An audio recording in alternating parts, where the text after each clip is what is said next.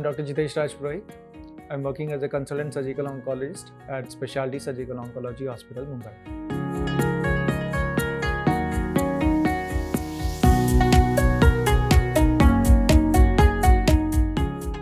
हमने एक case series start की थी जिसमें हम हर एक वीडियो में लंग कैंसर के बारे में थोड़ा इन्फॉर्मेशन बता रहे हैं। पहले वीडियो में हमने देखा था कि लंग कैंसर क्या होता है और उसके कॉजेज़ क्या क्या हैं। सेकेंड वीडियो में हमने देखा था कि उसके सिम्टम्स क्या क्या है। उसके सब्सिक्वेंट वीडियो में हमने ये समझा था कि उसमें लंग कैंसर पेशेंट्स को हम कैसे डायग्नोस करते हैं, हमारे पास क्या क्या इमेजिंग या डायग्नोस्टिक मोडेलिटीज़ अवेलेबल है। आज की वीडियो में हम ये समझेंगे कि लंग कैंसर स्टेज कैसे करते हैं। तो स्टेजिंग होता क्या है? तो स्टेजिंग हमारे मेडिकल टर्म में एक टर्मिनोलॉजी है जिसमें हम एक पेशेंट को एक स्टेज असाइन करते हैं, जिससे हमें ये मदद मिलती है कि कौन से पेशेंट्स को क्या मोडालिटी ऑफ ट्रीटमेंट दी जा सकती है। तो जैसे कि TNM स्टेजिंग आपने सबने देखा होगा। तो ये TNM होता क्या है? T का मतलब होता है ट्यूमर का साइज, N का मतलब होता है कि नोड। तो नॉर्मली हम लेवल ऑफ नोड पकड़ते हैं या नंबर ऑफ नोड्स पकड़ते हैं। तीसरा होता है M का मतलब होता है मेटास्टेसिस। मेटास्टेसिस का मतलब होता है कि बॉडी में दूसरे ऑर्गन्स में वो फैला है या नहीं। तो किसी भी प्रकार के कैंसर में T का जो स्टेजिंग है उसमें 0 to 4 होता है। एक T0 हो गया या TCIS, दूसरा होता है T1, तीसरा होता है T2, तीसरा होता है T3 एंड लास्ट वाला होता है T4। T में होता है T0 यानी ट्यूमर दिख नहीं रहा है, गलती से आपको किसी बायोप्सी या जब हम नॉन रिलेटेड कॉज के लिए हम सर्जरी कर रहे हैं उसमें हम बायोप्सी रिपोर्ट में आ गया, तो इसे हम कहेंगे T0, जिसमें साइज मेंशन नहीं है। साइज कुछ भी हो सकता है उसमें, छोटा 0.1 से 0.5 mm तक या 1 सेंटीमीटर तक। इसके अलावा होता है T1 में लेस देन 2 सेंटीमीटर या 3 सेंटीमीटर। अभी नए रिसेंट जो स्टेजिंग है उसके हिसाब से 3 सेंटीमीटर। उसके बाद 3 to 5, 5 to 7 and 7 to 10 centimetre. इस हिसाब से ये स्टेजिंग दी गई है। N में होता है N0, N1, N2 और लंग कैंसर में होता है N3। N0 होता है कि आपके बॉडी में नोड्स नेगेटिव है या जो भी इमेजिंग मोडेलिटी या पैथोलॉजी में वो नोड नेगेटिव आया है तो इसे हम कहेंगे N0। N1 होता है जब रीजनल नोड्स पॉजिटिव होते हैं। N2 होता है जब रीजनल या मीडियास्टिनल में, अगर हम समझे लंग कैंसर में मीडियास्टिनल के नोड पॉजिटिव है तो इसे हम सेम साइड के, तो इसे हम कहेंगे N2। तीसरा होता है N3 जब नॉन रीजनल नोड्स पॉजिटिव है। जैसे लंग कैंसर में अगर हम समझे कि अगर लेफ्ट साइड का कैंसर है और नेक में नोड अगर पॉजिटिव आ गया है, इंग्वाइनल रीजन में पॉजिटिव आया है या एक्सेला में पॉजिटिव आया है, तो इसमें जब नोड्स पॉजिटिव आ जाता है इसे हम कहेंगे N3। वही मेटास्टेसिस या M स्टेजिंग में होता है कि M0 या M1, यानी या तो आपके बॉडी में दूसरे ऑर्गन्स में स्प्रेड हुआ है या नहीं हुआ है। तो अगर नहीं हुआ है तो M0 और हुआ है तो M1। तो इन तीनों के कॉम्बिनेशन से जो है हम एक स्टेज असाइन करेंगे पेशेंट को। जैसे हो गया स्टेज 0 से लेके स्टेज 4 तक। तो स्टेज 0 क्या होता है?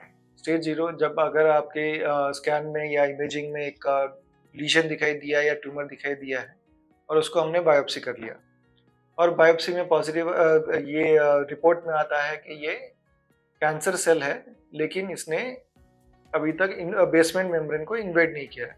तो इसका मतलब क्या है? तो नॉर्मली कोई भी हमारे ऑर्गन होता है उसमें एक अपर लेयर होता है जिसे हम कहेंगे एपिथेलियम। जैसे स्किन में एपिडर्मिस हो गया, GI ट्रैक्ट में एपिथेलियम हो गया। उसके बीच में और बेसमेंट के बीच में कुछ लेयर्स होते हैं। जैसे जैसे वो बेसमेंट जैसे जब मल्टीप्लाई करना चालू करता है, जैसे वो धीरे धीरे ऊपर जाता है और जो सबसे ऊपर वाला लेयर होता है वो शेड ऑफ हो जाता है। जैसे स्किन में भी वैसे होता है, एपिडर्मिस डेली चेंज होता है। तो जैसे नया सेल बढ़ना चालू होगा वो बेसमेंट से चालू होता है और ऊपर की तरफ जाता है। तो जब ये कैंसर सेल बेसमेंट लेयर को, जो सबसे निचला लेयर है, उसको अगर इन्फिल्ट्रेट नहीं किया है तो इसे हम कहेंगे कार्सिनोमा इन सिटू या स्टेज 0। तो ये अभी तक कैंसर फुल ब्लोन कैंसर नहीं है, इसको हमने बहुत ही अर्ली स्टेज में पकड़ लिया है। इसके लिए हमको इतना एग्रेसिव ट्रीटमेंट करने की ज़रूरत नहीं है, जैसे कीमोथेरेपी या नोडल क्लियरेंस, ये सब करने की ज़रूरत नहीं पड़ेगी। इसमें हम सर्जरी करके सिर्फ उतना ही अगर हम ट्यूमर निकाल लेते हैं तो भी ये सफाइस करेगा। तो सिर्फ लोकल एक्सीशन से इसका काम हो जाएगा। दूसरा है स्टेज 1।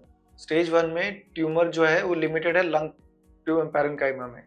तो स्टेज 0 और स्टेज 1 में डिफरेंस ये है कि स्टेज 0 में उसने बेसमेंट मेम्ब्रेन को इन्फिल्ट्रेट नहीं किया है और स्टेज 1 में बेसमेंट मेम्ब्रेन को इन्फिल्ट्रेट कर दिया है। तो अब ये इसमें क्षमता है कि ये स्प्रेड हो सकता है बॉडी में या नोड्स में। तो ये हो गया डिफरेंस स्टेज 0 और स्टेज 1 में। स्टेज 2 में होता है कि जब पैरेन्काइमा में या लंग टिश्यू में ट्यूमर है, अब वो रीजनल नोड्स जैसे कि छोटे छोटे जो विंड पाइप होते हैं, जो मेन विंड पाइप होता है उससे ब्रांचिंग होकर छोटे विंड पाइप्स होते हैं जो कि सेगमेंट्स में जाके लंग पूरे पैरेन्काइमा में स्प्रेड आउट होते हैं। तो अगर उसके आसपास जो नोड्स है वो एनलार्ज्ड हैं, वो पॉजिटिव आते हैं, तो उसको हम कहेंगे स्टेज 2। स्टेज 3 होता है कि ट्यूमर का साइज भी बड़ा है और लोकल जो कि छोटे विंड पाइप्स के यहाँ पे या फिर मेन विंड पाइप के यहाँ पे सेम साइड में अगर नोड्स ज़्यादा है, उसे हम कहेंगे स्टेज 3। और अगर जैसे कि स्टेज नॉन रीजनल नोड्स, जैसे मैंने बताया कि नेक में या फिर एक्सिला या इंग्वाइनल रीजन में अगर नोड्स पॉजिटिव आते हैं, लंग पैरेन्काइमा में डिसीज है, तो इसे हम कहेंगे स्टेज 4। और अगर दूसरे ऑर्गन में भी इन्वॉल्व है तो भी ये स्टेज 4 होगा। अभी ये स्टेजिंग जो है इसमें भी अलग अलग प्रकार होता है। एक होता है क्लिनिकल स्टेजिंग, एक होता है पैथोलॉजिकल स्टेजिंग और एक होता है पोस्ट कीमोथेरेपी स्टेजिंग। तो डिफरेंस क्या क्या है? पहला होता है क्लिनिकल स्टेजिंग, जैसे कि आपने एक पेशेंट को डायग्नोस किया है लंग कैंसर से, तो इस पेशेंट में जब हम सारे इमेजिंग मोडालिटीज़ को यूज़ करके पेशेंट को एक स्टेज असाइन करेंगे, तो जब ये पेशेंट को हम स्टेज असाइन करेंगे इसे हम कहेंगे क्लिनिकल स्टेजिंग। इसमें हमको जो भी इंफॉर्मेशन अवेलेबल है उस बेसिस पे हमने स्टेज असाइन कर दिया है।